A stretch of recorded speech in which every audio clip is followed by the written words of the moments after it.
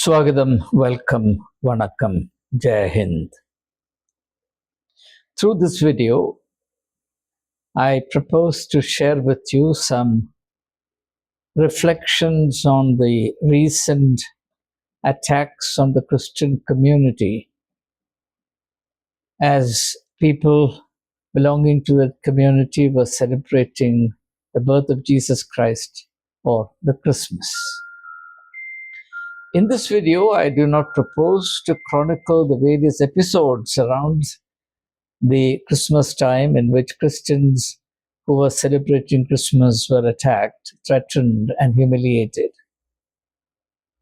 I assume that these episodes or outbreaks of aberrations are fresh in your memory.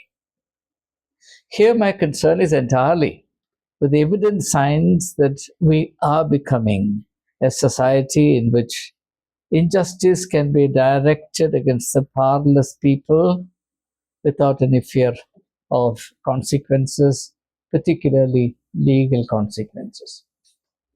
Everyone knows that justice is a foremost ideal stated in the preamble to the Indian Constitution. It is justice, liberty, equality, fraternity, in that order. So the first ideal presented in the preamble to the Indian Constitution is justice. And see how indifferent we have become to the value, the constitutionally mandated value of justice. The reason why justice is foregrounded in the preamble to the Indian Constitution is that the framers of the Indian Constitution, very enlightened people, they knew that justice is the very foundation of a society's health and harmony. In an unjust society, the powerless will be oppressed, and everyone is powerless in relation to someone higher, richer, or mightier than him or her. An unjust society will be a society of victims. It's my turn today. Don't forget, it will be your turn tomorrow. It's only a matter of time. So let's try to understand what justice means. And this is equally important for those who practice violence and oppression as it is for the victims of their misdeeds. Let's try to understand justice. And this is where I offer you my personal insights into the great ideal of justice, my reflections on the theme of justice. I suggest that we understand justice on three levels: the legal level, the moral level, and the spiritual level. That is to say, this great universal value of justice can be understood in three different contexts: the legal, the moral, and the spiritual. Let's see the difference between them.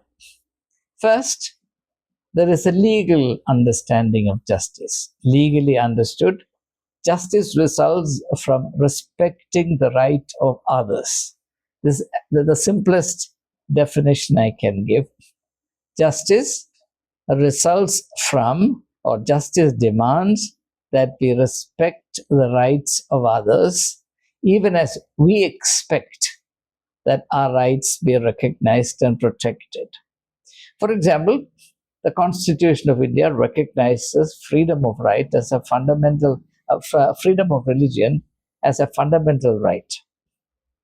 Attacking religious minorities for practicing their faith is blatantly unjust from a legal point of view, and there's no way it can be justified or defended. For any government, therefore, to turn a blind eye to this atrocity is to condone, even promote injustice.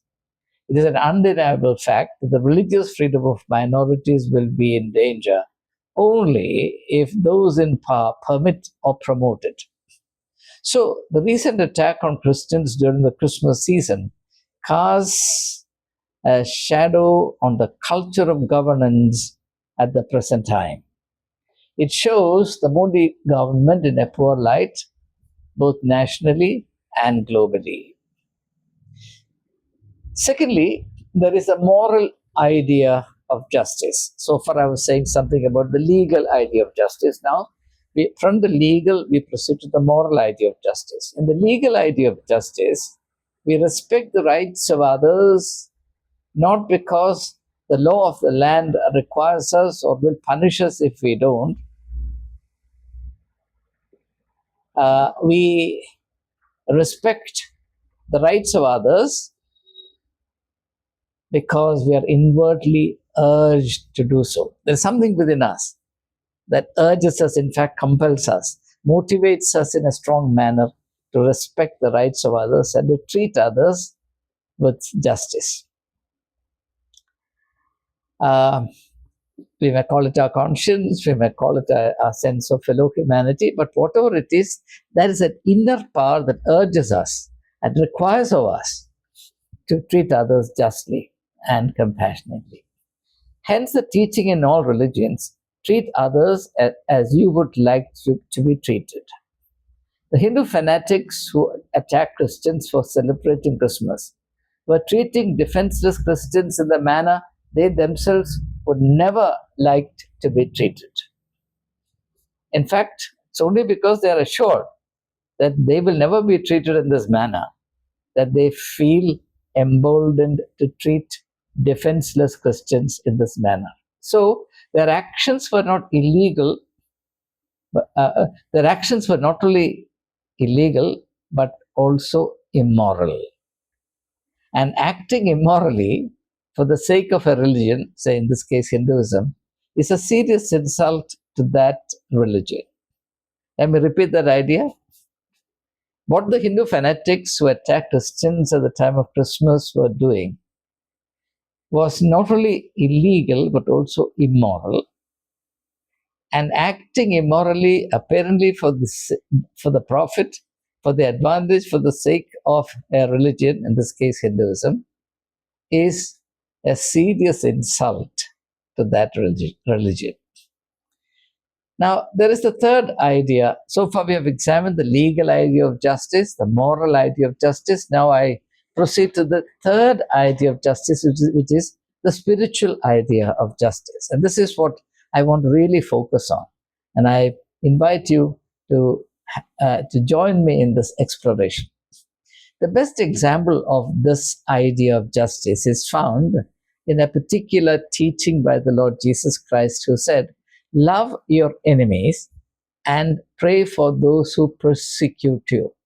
Now, it's worthwhile to fix this in our mind.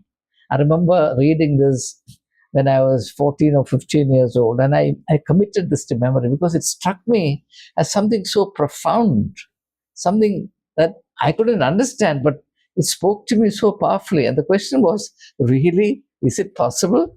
So those words got stuck in my memory. Love your enemies and pray for those who persecute you. Why should we love our enemies? It is not mandated by any law. It is not even mandated by morality. Morality would at most require you to not hate others.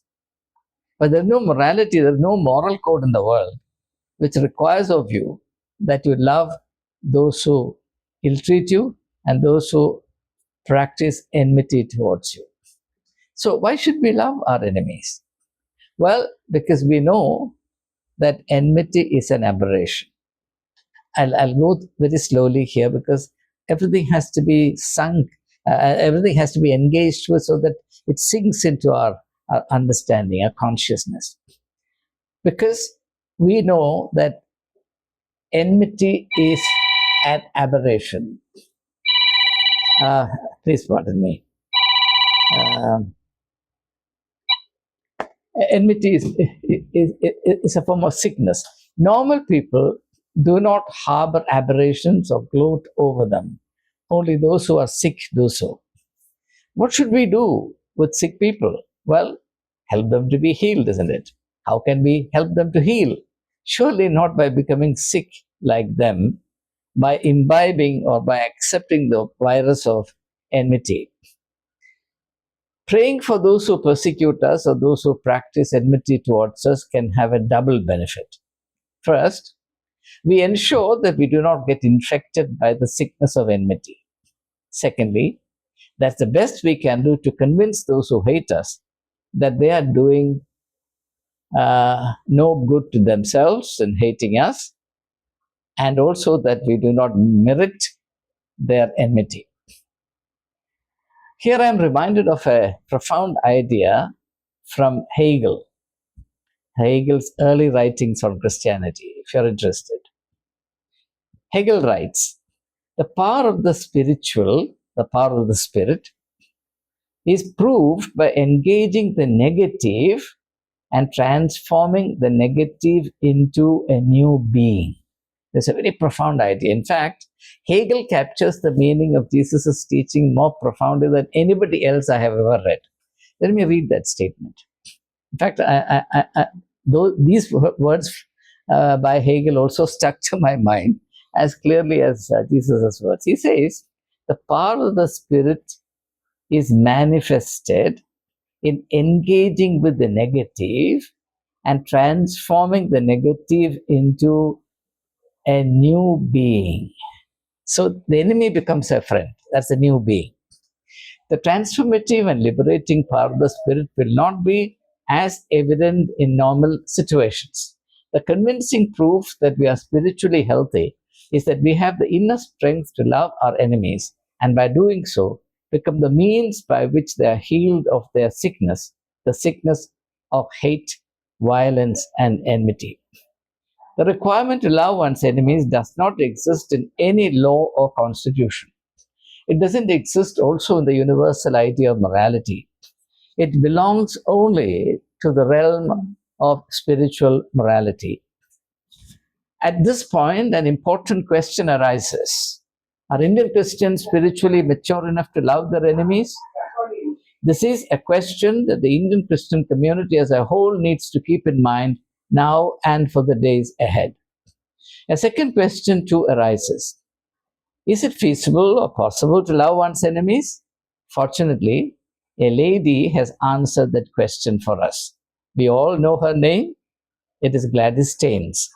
I remember an unforgettable press conference that I was fortunate enough to organize in New Delhi, and that was done at the request of several of my media friends who were very keen to interact with her. So I requested Gladys Staines to come to Delhi, which she did, and I organized a press conference in the press club in New Delhi.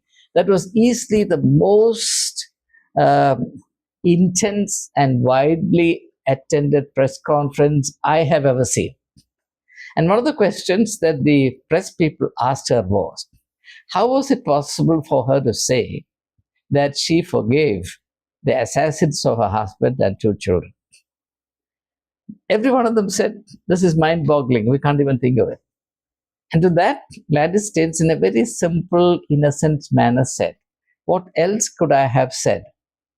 I believe in the Lord Jesus Christ. He prayed from the cross for those who were persecuting him. How can I do anything else? So, is it possible to practice this teaching of Jesus Christ? Yes, this lady has answered for us. Surely, if and when we attain that level of spiritual maturity, all persecutions will stop. I'm absolutely confident about it. Every human being, no matter how wicked and violent he seems, has a core of goodness in him. I would say a core of godliness in him. It will respond to your spiritual goodness. It cannot but do so. And as the old poem says, in that case, those who come to scoff will remain to pray. So, whether or not we should be targeted, attacked, vilified, hated, terrorized, and for how long, will depend on us and not on some misguided individuals who happen to be Hindus. We must pray that they become good Hindus and not that they become Christians. Our prayer should be, our prayer for those who are today persecuting us should not be that they become Christians, but that they become good Hindus like Gandhiji. If Indian Christians, as a God ordained spiritual presence in India, at this very crucial juncture in the evolution of India as a modern secular democratic polity, cannot serve in this healing role, which is so desperately needed at this time, we will be like the salt that has lost its saltiness, in the words of Jesus Christ. As Gandhiji prayed, let's also pray. Sabko Sanmati De Bhagavan. Thank you.